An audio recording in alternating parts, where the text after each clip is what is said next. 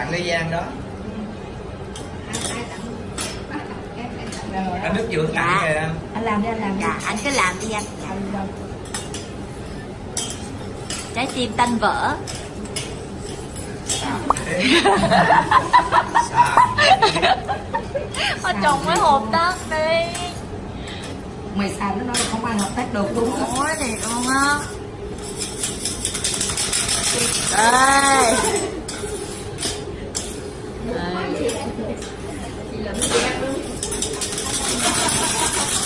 Ồ.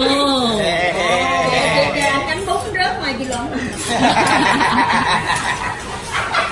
gì bị gì Anh này anh bún ớt chị Luận nha. Ớt chị Luận nha. mà sao bữa nay ăn gì mỏ xương dữ vậy chị? Ớt hả? ớt cay quá.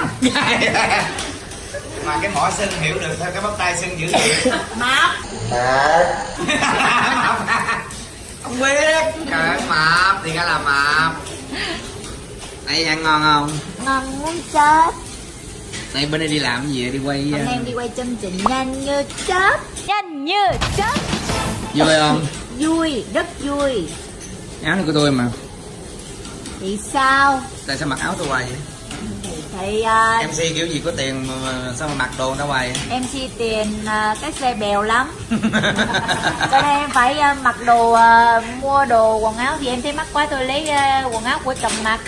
Thì Kỳ. sao? Em tiết kiệm cho chồng mà sao? Nói đi. Tiết kiệm gì? Đồ của người ta mua ta chưa bận, nó bận là mất đồ mua đồ người ta rồi tiết kiệm gì? Người ta không biết đâu anh. Người ta tưởng là mình mua Sao không cặp biết? á, mình mua đôi á.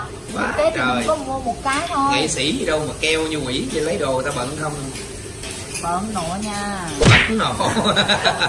Bận nộ hả? Ai cần bận nộ hả? Anh kỳ quá. Đây, người cha người mẹ đang ngồi chờ qua cái Mẹ đâu đi rồi, có việc ngày mẹ. đây chủ tiệm mà ăn quá ăn. Đây ông chủ bà chủ ăn quá bụng mượn. Ủa diễn viên Quỳnh Đơn. Tôi nói là những gì? Có plan gì sắp tới không? Dạ không, plan là đi casting thôi anh à. Đang làm streamer hả? Dạ không. Nghe nói dự định nói thích làm streamer rồi. Ôi món cơm nha cơm xong thiệt là ngon. Nói gì đây?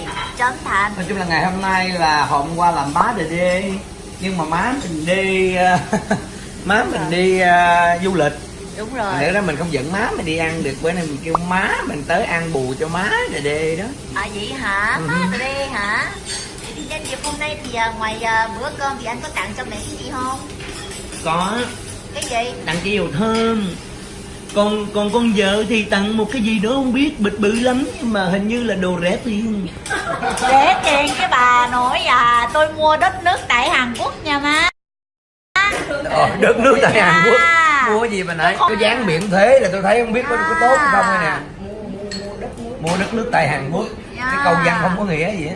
Nó cũng có ý nghĩa, nếu mình suy nghĩ có ý nghĩa, ok. Ôi ôi xàm đế.